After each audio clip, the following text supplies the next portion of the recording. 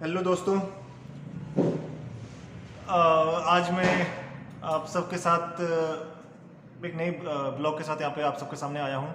और आज मैंने काफ़ी विचार विमर्श के बाद ये सोचा है, और एक दो कमेंट्स भी आए थे मुझे कि I should share my bank PO journey with you, कि मैं बैंक में कैसे आया, कैसे मेरा प्लान बना बैंक पीओ के लिए, और उसके बाद कैसे मेरी जर्नी रही।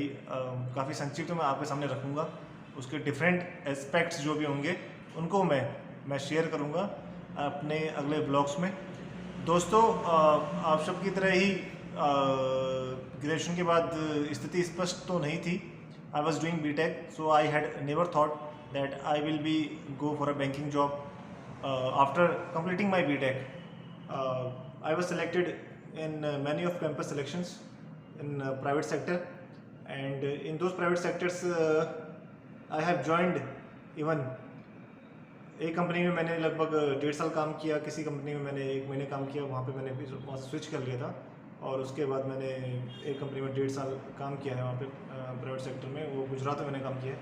और वहाँ पे काफ़ी मेरे को काम सीखने को मिला, और काफ़ी अच्छा चल रहा था। लेकिन उस टाइम मेरे साथ के जो बैचेस के जो लड़के थे और जो साथ के दोस्त थे, काफ़ी लोग बैंक पीओ की प्रिपरेशन कर रहे थे। और वैकेंसीज भी, ये लगभग 2014-15 का समय था, काफ़ी अच्छी वैकेंसीज भी आ रही थी। और लेकिन सडनली मैंने एकदम से जॉब करने का सोचा और मैं बाहर चले गया। लगभग 1.5 साल मैंने काम किया। इसी दौरान मेरे काफ़ी फ्रेंड्स का सिलेक्शन हुआ, तो मैं भी बैंक पीओ के फॉर्म भरा करता था, दिया करता था। लेकिन जब तक आपकी स्टडी अच्छी नहीं होती आप उसको सिलेक्शन नहीं ले सकते।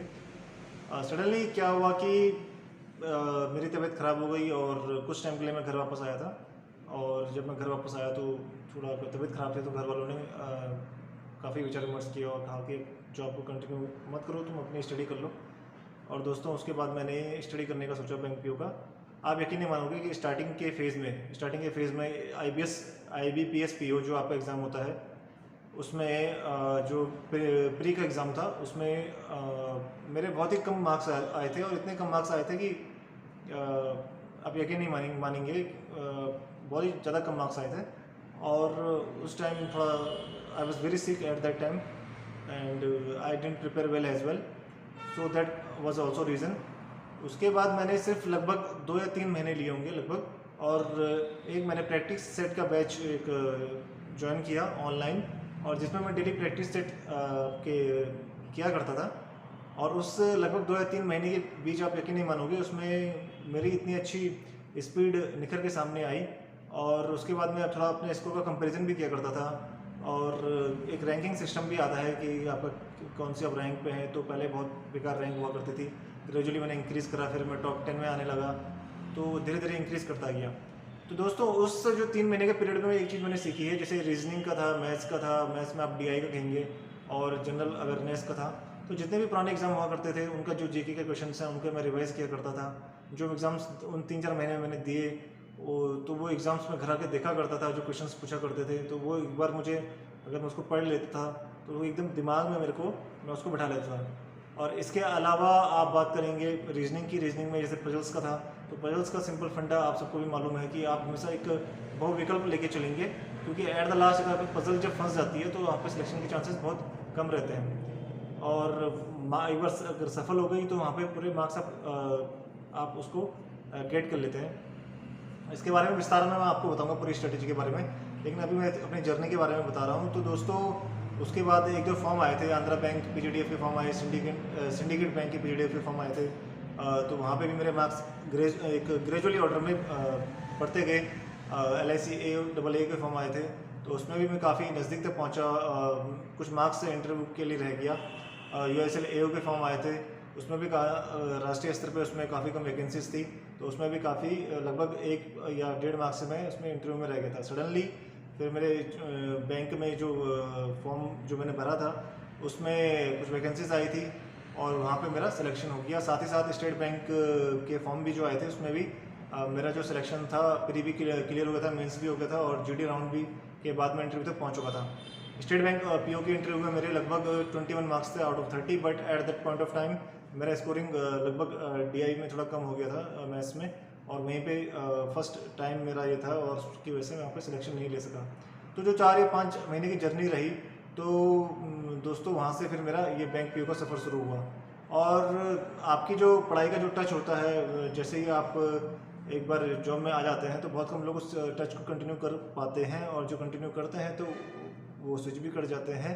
और डेफिनेटली बैंक पीओ बनना एक मेरा विकल्प था, एक आय के साधन का विकल्प था, जिसके बाद मैंने फिर स्टेट लेवल के और अदर एग्ज़ाम्स के लिए भी मैं प्रिपरेशन कर रहा था, और आज भी कर रहा हूँ।